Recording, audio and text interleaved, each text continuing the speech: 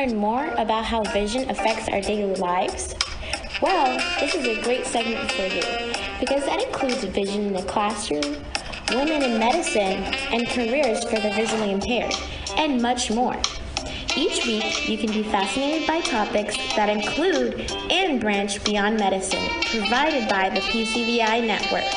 Tune in on Sundays at 3 p.m. on Facebook and YouTube. You can also search PCVI Network and the channel will appear on the search.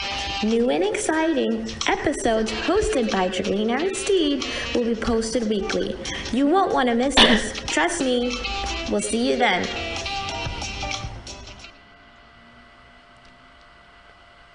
Hi everyone, it's Darlene Aristide again with Vision in the Classroom. And today we're going to talk about something that practically the entire world is talking about right now, and that's coronavirus. I might look a little funny today because I have this wonderful mask here, okay, and I'm going to explain why in just a few minutes. So we're going to talk about coronavirus and also different types of viruses and what even is a virus. You know, you might have heard of coronavirus in the news, on Twitter, on Instagram, on Facebook, your friends talking about it, your coworkers are talking about it, your bosses are talking about it, but what is it? For someone who's not in healthcare or not in the STEM field in sciences or technology, you might not understand the big pressures and the big, why it's such a big deal, why viruses spread so quickly. So I want to explain that today, and we're going to talk about coronavirus awareness, and I hope you tune in, and we'll be right back right after this. Pa kite ni glaucome, ni cataracte, ni l'autre maladie fait nous perdre vision nous. Chaque année, pensez à un docteur pour nous connaître état genou. Si vision nous commence à baisser, ou soit nous t'avons aveugle, restez positif. Spécialiste en Brain Center for the Visually Impaired a toujours là pour courir nous. Téléphone c'est 516 238 50.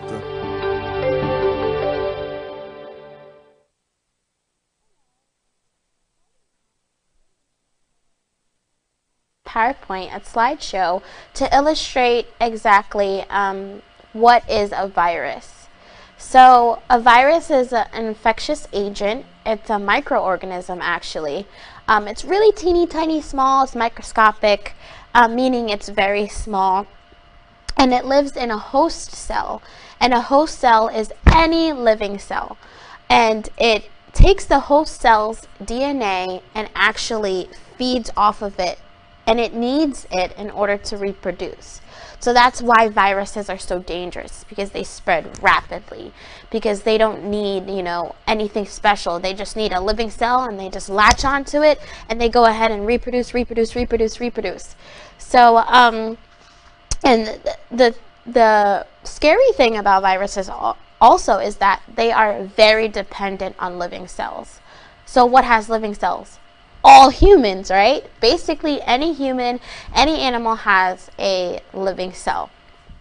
So the types of viruses that you can see here displayed on the screen are HIV, human papillomavirus, otherwise known as HPV, hepatitis B, Ebola virus, which we have seen a few years ago with that pandemic. You have influenza, you know, the flu. That's a virus also. It comes around like a nasty little bug every so often in certain times of the year. And the flu can also be very dangerous. Any type of viral infection that you obtain can be very dangerous and compromising to your immune system. Another type of virus is herpes virus or a adenovirus, and those are just a few examples, as you can see on the screen here, and what they look like of those different types of viruses. So let's talk about who coronavirus affects exactly. Like I said, anyone with a living cell. So that's an adult, that's a child, that's an adolescent, that's an elderly person. Anyone can be affected by coronavirus. So what happens is that viruses are acellular, okay? So that means they don't have a nucleus, they don't have a cytoplasm, they don't have organelles like cells do. So the virus contains a viral genome and a capsid that encompasses the viral genome. So think of it as like you're wrapped up in a coat and you're nice and warm, okay? That coat is the capsid. So you have many different viruses, as I have said before. So with coronavirus specifically, it's very dangerous and it's widespread, as you have seen on the news. And again, it's like it's a crown-like spikes on the surface of the virus. So as you can see in the picture, coronavirus has those spikes around, those red little dots that you can see here, and it affects animals as well. So there's a certain type of coronavirus within the animal that can evolve into and affect humans in a different strand of virus. But again, it's like an umbrella. It all pertains to coronavirus. So what can you do to see symptoms to protect yourself or to get to the doctor quick enough to help relieve some of those symptoms of viruses? So as you can see, some of your comrades or your friends might be getting sick with the common cold, or it is flu season, so a lot of your friends or maybe even you have had the flu. So it's not just coronavirus that we're trying to prevent here, is any type of sickness. But I want everyone to pay attention specifically to coronavirus because it is a pandemic right now.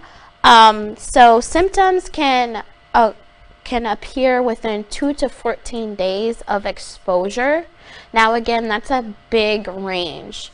So if you're exposed to someone with coronavirus or a virus, within the benchmark of 2 to 14 days, you can start seeing those symptoms. So the virus may appear to present itself as symptoms of the common cold. That's why coronavirus in the early days is tricky, because it might seem as if you have just a regular cold. But the symptoms are like runny nose, coughing, fever, headache, sore throat, shortness of breath. It's especially dangerous because as time progresses and those symptoms continue, without treatment, the respiratory system can be greatly compromised and it can actually present as pneumonia. So especially the CDC, recommends that you pay attention to these symptoms because you can actually have pneumonia within just a few short days of having coronavirus. So there are certain precautions that you can take to protect yourself from any viral infection or cold or sickness, and this also pertains to coronavirus as well. So as you can see here, we have a prevention slide. So let's go ahead and talk about number one. So how can we take the necessary precautions to protect ourselves, right? Or our loved ones and the people that we live with. So the first thing we're going to talk about here is washing your hands frequently, okay? Now let's use soap and water, okay, for at least 24 seconds. So we're going to go in this motion and wash our hands frequently. And that's extremely important because, your daily interactions with others, you're shaking hands if you work in a business setting, or if you work with children, or if you work in a hospital or a clinic. Or even if you are, let's say you live in New York and you work in the city, bumping against other people, you want to make sure you wash your hands frequently to get rid of any unnecessary germs or anything that could be really stuck to your hands throughout the day. And then you're gonna also, if you're in a profession where you handle money, if you are a bank teller, or if you work as a grocery store clerk, or anything that has to do with handling of money, you want to make sure you either have gloves on, or wash your hands frequently if you can while handling the money, because unfortunately, when someone hands you something, you often have interaction with others who are sick, and you may not even know. They might not even know if they've contracted something. So you want to make sure when you're handling money that you keep yourself protected. So we're going to talk about number 3, which is using alcohol-based hand sanitizer. Now, this is extremely important, because if you're not in a situation where you can go ahead and easily wash your hands with soap and water, you want to make sure that you have hand sanitizer that's readily available to you in your homes, in your car, on your desk, if you work in an office setting, and if you work in a hospital or a clinic.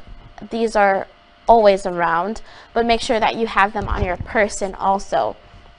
So this is brand Germex. You want to make sure that it has at least over 60% ethyl alcohol or isopropyl alcohol. Now, so you're gonna have over 60% and alcohol, and you're gonna go ahead and rub it just like this.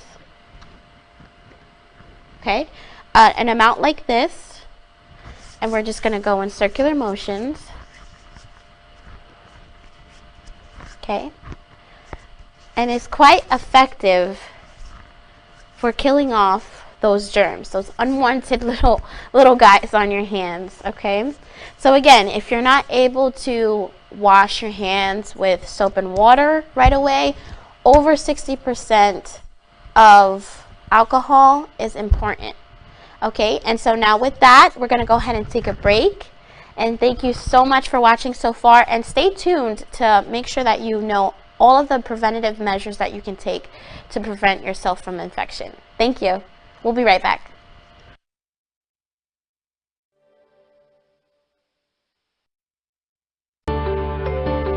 Pa kite ni glaucome, ni cataracte, ni lot maladi fè nou perdu vision nou. Chaque année, pensez à un docteur pour nous connaître état genou. Si vision nous commence à baisser, ou soit nous t'avons aveugle, restez positif. Spécialiste dans Brain Center for the Visually Impaired a toujours là pour courir nous.